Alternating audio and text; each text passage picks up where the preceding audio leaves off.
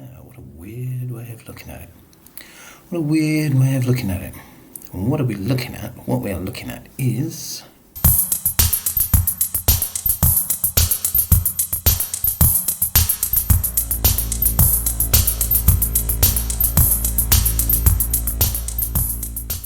Nobara OS 37.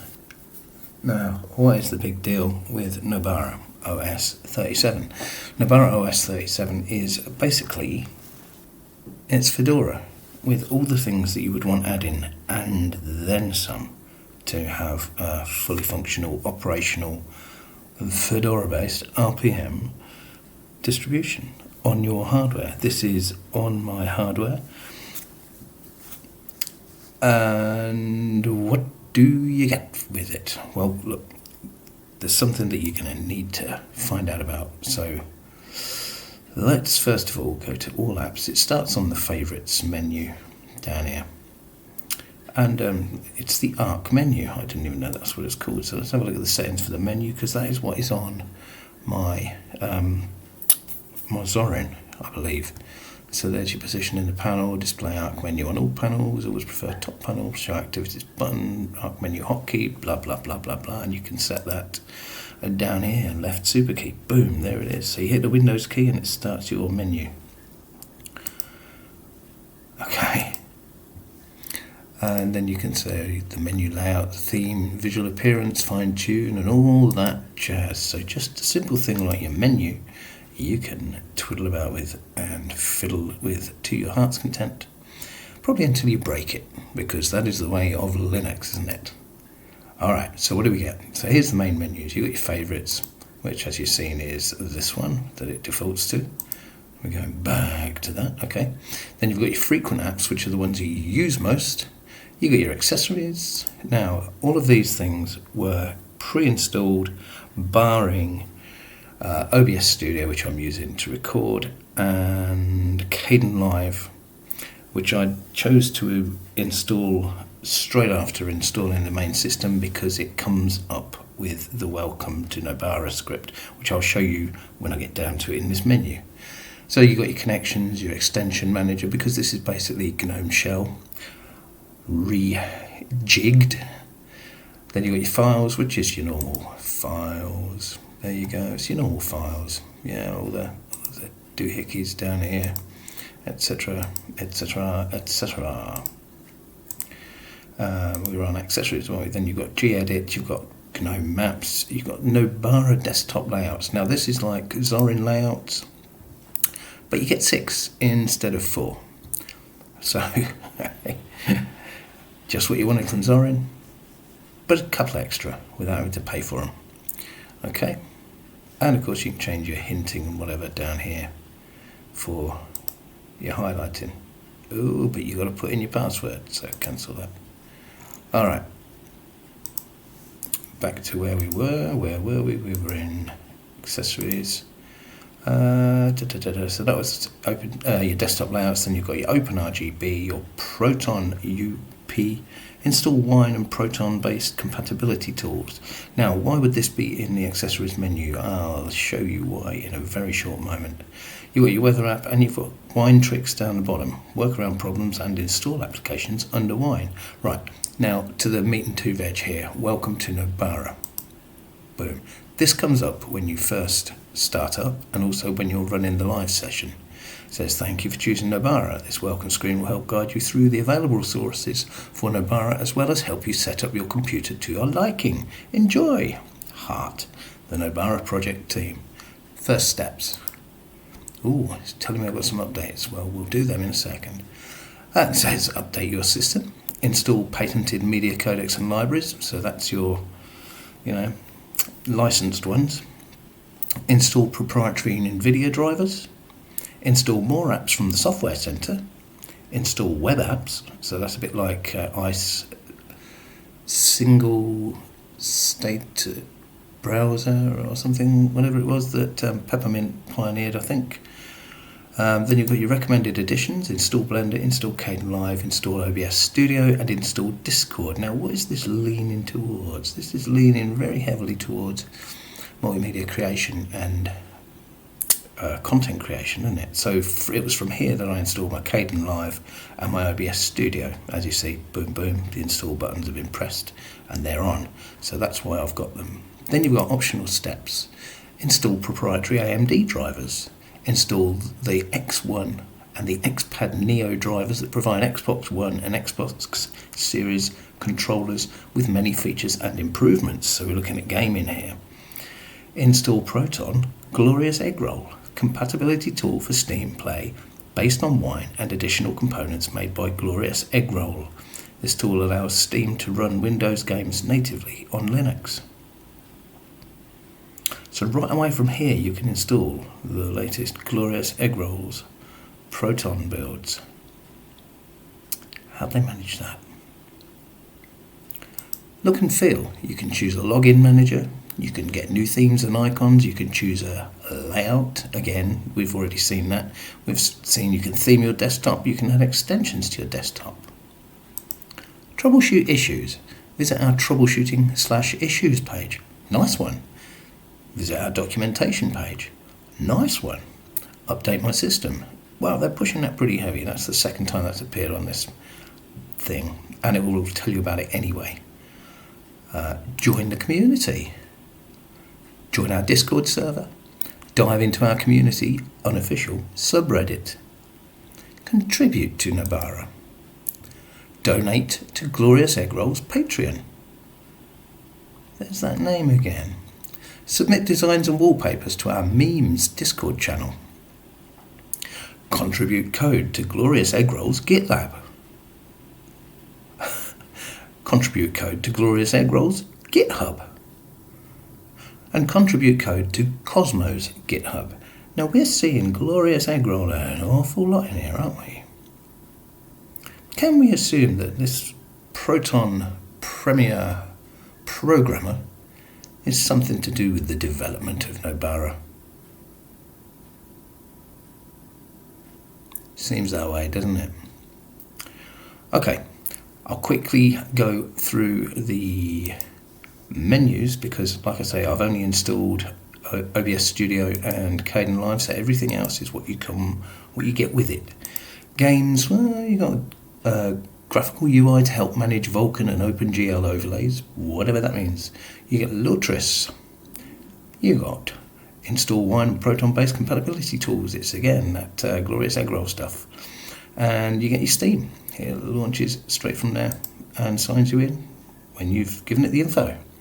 Under graphics, it comes with Inkscape, but not GIMP. Go figure. Scalable vector graphics artwork, but not raster artwork. That's interesting. And photos. So normally I would have to go and look for and install Inkscape, but the GIMP would be there. But on this one, you get Inkscape and no GIMP. Interesting. Under Internet, you get your connections, you get Firefox, Steam, and your web apps. There you go, run websites as if they were apps. Under Office, you get your calendar, your contacts, and OnlyOffice desktop editors. Now, this is the only entrance for any Officey thing apart from your contacts and your calendar. But if you hit this, you get something very similar to the hub of LibreOffice, where you can choose a document, a spreadsheet, presentation, or a form template, or on LibreOffice databases and so forth. So if you hit document, boom, there you are. Now I'm not sure if this is actually, so it's only Office, but I'm not sure if this is actually local or if it's online. I'm not sure. You know, you might know, I don't. Okay, so that's the Office. Under Programming, CGNS Calc. So here we go again, CGNS. Don't know what CGNS is. Let's hit View. What is it? What is it? About something to do with CGNS. Whatever that is. If you know, you know. If you don't, you're probably me. Under Sound and Video, you get Cheese, Pavoo Control, Rhythm Box, and Videos. And as I said, I installed Kden Live and OBS Studio from the welcome. System tools, you get the dconf editor, you get the Fedora media writer, you get the software center, and you get timeshift for your system restore stuff. And then you get your utilities, which is all of the back of house stuff, your system monitor, your logs, etc, etc, etc. Right, let's have a look at the system monitor. Now this is going to read pretty high because it's a GNU shell and I'm screencasting it. So it says we're using 3 gigs of the 3.9, but the cores are pretty happy. Looks like 1.8 of that is cache memory anyway, so seems pretty high, and it probably is. But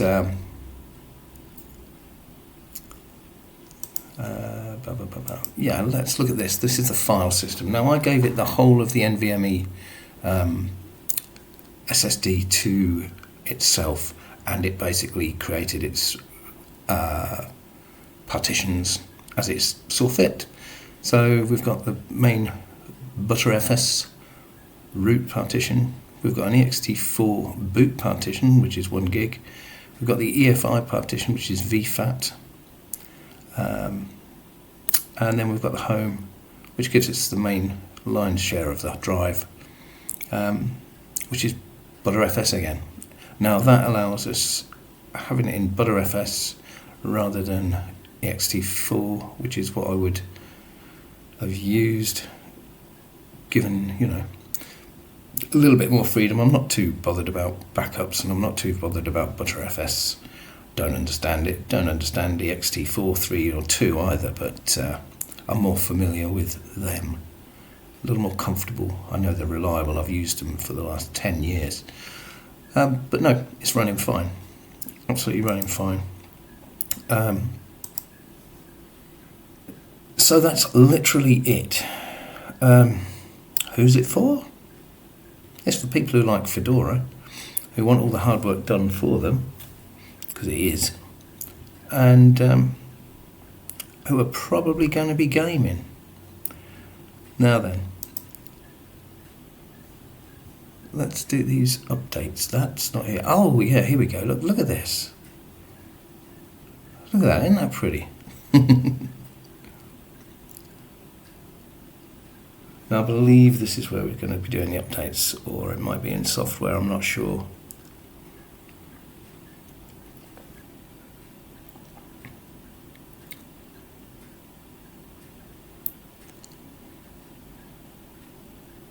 Okay, yeah, as you see, it's Fedora 37 64-bit updates.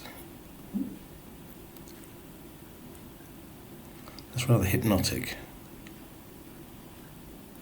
There you go, RPM Fusion, non-free, and updates. Now I don't know if I told you, but this is updates, yeah, updates. I guess this is those. GStreamer kernel headers, as you see we're using looks like 616. Very latest and greatest kernel. So do we have to tell it we want all of them? Updates available. No, that's everything in it. So let's go to updates. Select all, and where does it say go? Q. Packages to update. Yes. Good God, there's a lot. Like Qt 5 stuff. So what am I waiting for now?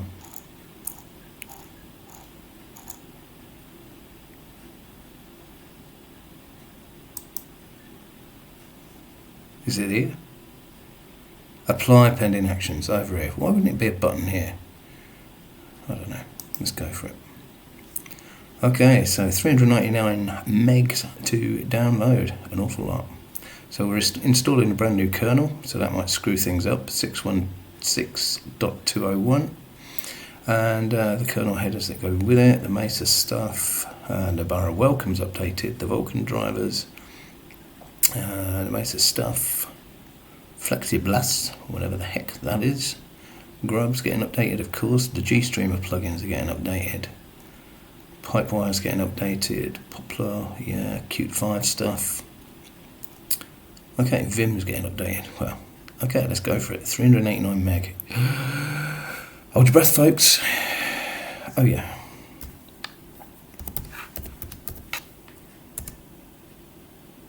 I'm doing the update and we get to stare at this hypnotic screen again, which I could actually stare at for hours on end. Do you want to import the GPG key needed to verify that? Yes, go on then. I'm sure I need to.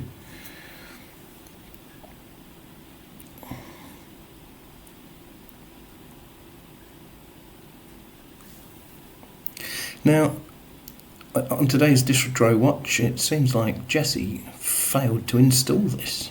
I don't know quite what problem he was having, whether he was trying to fit it on a multi-boot system, I don't know, but if you give it the whole disk and let it set up its own partitions, it seems to just install fine. Now, I've had this on here for about, well, since Nobara 37 came out, which is probably nearly 4 or 5 days, maybe a week. And when it first installed, when it would reboot, I would get a no impact crash, which basically just gave me a message saying something had gone wrong, but the system operated just fine. Then I had some updates, the first lot of updates before these, and that's gone away. So clearly it was a bit of code that wasn't quite kosher, which is now kosher, or at least was until these, so we'll see what these do. But yeah, Nobara 37. Is it a case of you say Nobara and I say Korora? Is this the modern equivalent of Korora? Korora was another Fedora-based distro where they'd done all the hard work for you and set up all the repositories and everything and made it easier to just dive straight in. So, Nobara or Korora, and is this a glorious Eggrolled production? Who knows? It probably says on the website, but I'm not going to go and look now because we're a little bit busy, aren't we?